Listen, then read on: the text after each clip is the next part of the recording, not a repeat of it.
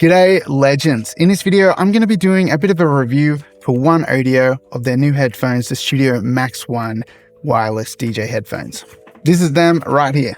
So these headphones have some really great features about them, which is why when OneOdio approached me and asked if I wanted to review these on my channel, I checked them out and I said, heck yes, I do. I want to check these out. These look really cool. So besides the build quality, which is quite good, these headphones feel really sturdy, strong plastics. Everything moves and swivels nicely. You can do the little DJ flip and turn the ear over, which always confuses people when they're in a studio and they pick up a set of headphones and they're trying to like turn it back around. Guys, please don't force headphones when that happens. You just flip it back over. The amount of people who have nearly broken headphones and I've had to be like, stop doing that. They can't do that. They can do the flip. So, you know, you can pick your headphone up if you're ever DJing or whatever. Now, even though these are marketed as DJ wireless headphones, they're not just for DJs. Let's just get that out of the way straight away. These have great uses for all round, which we'll cover. The design in general is really nice, big, cushy, comfy over the ear cushions, which is great. Your ear fits right inside. It's not uncomfortable, like your ears don't feel like they're being crushed the whole time, which is annoying after long use of headphones. These are really quite comfortable. So from what I can tell, the padding is all nice memory foam. They do feel really spongy and comfortable. The matte finish, but with the glossy earpieces, is really cool. Just gives them a really expensive feel and look about them. And just to give them a little bit of spice, just a little bit of red stitching on the top, which actually looks really nice. On the right earpiece, it has all of the controls needed. You got your power on button in the center, you got volume up, volume down, and as well your Bluetooth connectivity button. There's a USB-C port for charging these headphones, and you also have the option of plugging in a 6mm or a 3.5mm cable to connect your audio, which is great to have the option. Now, talking about charging these headphones, this is one of the features that's really quite awesome with these. One full charge of these headphones will get you 120 hours of wireless use. That's awesome. I hate recharging devices all the time when they run out. It really bugs me when you don't get a good use out of them. 120 hours is absolutely amazing. Being wireless headphones, they do connect via Bluetooth, but you have two options of Bluetooth to work with here. And this is another one of the great features about these headphones. You have your standard Bluetooth that you can just connect straight to a phone or a device and transmit your audio directly to your headphones. This is great if you just want to chuck them on, listen to some music while you're doing some tasks, hook them up to your phone, whatever. But they also come with a second mode of Bluetooth called Rapid Wheel Plus, which has an ultra low latency of about 20 milliseconds, which is super fast for Bluetooth. To be able to use this mode, you need the M1 device that comes with your Studio Max 1 headphones. Then you take the little patch cable that's provided, you plug in the 3.5mm connector into your M1 device. You just push in the button till the lights start flashing, and then you take the other end and you plug that into the output of the device that you're going to be monitoring. And then you just power on your Studio Max 1 headphones and it will connect automatically. What's awesome about this mode is how fast you receive the signal to your ears. Now, I tested this out in a couple of different ways. For mixing, it was actually really cool. I could not tell that there was any kind of delay as I was making changes with EQs and compressors in the mix. It just felt really seamless. The audio was coming to the ears nice and clear and clean without any delay. But I did also test out using the Rapid Wheel Plus in wireless mode for tracking in the studio. And while it's really fast, there's still a slight delay when you're trying to hear a sound that you're recording. It's got to go to the computer and then it's got to bounce back through the headphones.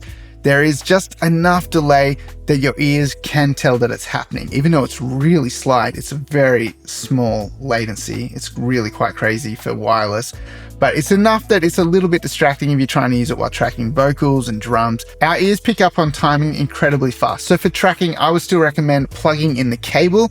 These sound great while tracking as well, but plugging in the cable, you don't have any latency issues. But while mixing in the studio or using these on stage as a DJ and manipulating stuff, you would not have any issue using those in those settings. It's really quite remarkable how low the latency is in Rapid Wheel Plus.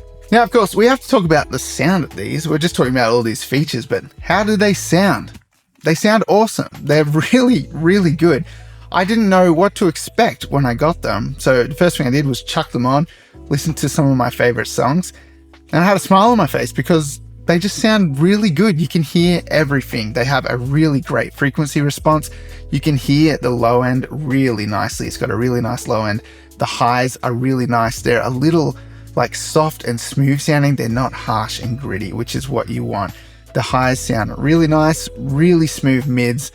Overall, the balance and the tuning of the sound in these headphones is great. Like, I really enjoy listening to music through these headphones. One thing I will say is you got to make sure you have a good seal around your ears. When you pop them on, they really do have to cup around your ears and not have any gaps to really get the low end sounding really nice. I did pop them on at one point and I thought, hey, they sound a little different. And I realized it was because I had my hat on and my hat was obscuring the seal a little bit. So having a good seal on these really makes the sound quality even better. And that just goes for any headphones. Getting a good seal around your ear is going to make the sound a lot better, but having these nice big cups that your ears fit inside of makes it really easy to achieve that. They're not what I'd describe as a flat frequency headphone. If you're looking for something flat to mix on and be really critical with, these are not your go-to. These are enjoyable headphones. While they do have a really nice balanced sound, there is some hype to it, like the lows are hyped a little, the highs are hyped a little. It has got that little bit of a smiley face to it,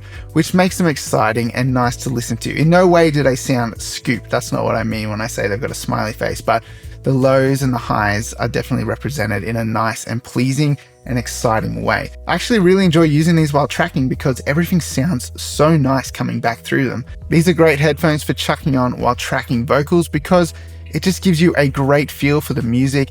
They're not flat and boring, which is not what you want necessarily while tracking. You want to make the experience of tracking enjoyable. So you can have a real good vibe going through these headphones, tracking vocals. Vocalist is going to perform a lot better. And the same with any instrument, really. Now I'm talking from a studio point of view because I'm working with artists all the time. I have different people coming in. We're using headphones all the time. And I would definitely throw these headphones to an artist and say, chuck these on while tracking because it sounds great. As I said before, the build quality of these feels really good, but they don't feel too heavy either. There's a little bit of weight to them, but no different to any other pair of headphones. I just went around and picked up all the different headphones that I own. Really feels quite similar to anything else. And the comfort of the headband and the earpieces makes wearing them for a long time not really a problem.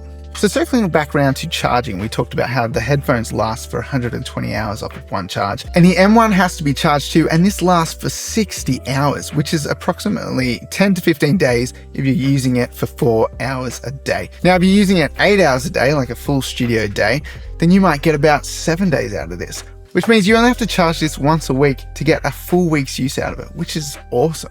Now, as we said before about transmitting from the M1 to your headphones, you can just plug this into the output of your device. Now, for me, that could just be a headphone output from my monitoring, or it could be a headphone output on my audio interface. It can be any device that you're trying to transmit the signal from to your headphones. If you've got a guitar amp that has a stereo output, you could just plug it into that and you can monitor your guitar amp straight into your headphones. But another thing that's really cool about transmitting from this is you can plug in the USB-C port into your computer, and then you can select the output of your audio on your computer to the M1, and then you can transmit audio directly from your computer to your headphones without having to plug in a speaker cable like this.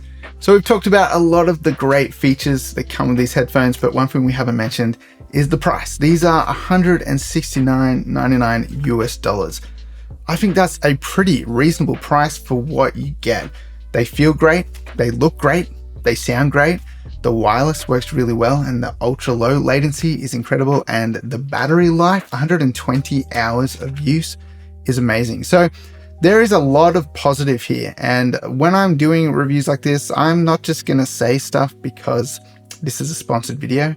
I'm still going to give you my opinion on this, and I'm really impressed with these headphones. I really enjoy the way they sound, the way they feel, the way they look. Everything is a plus to me. What are maybe some cons on these headphones? Are they great for tracking drums with? They're probably not the best to track drums with because drums are so loud.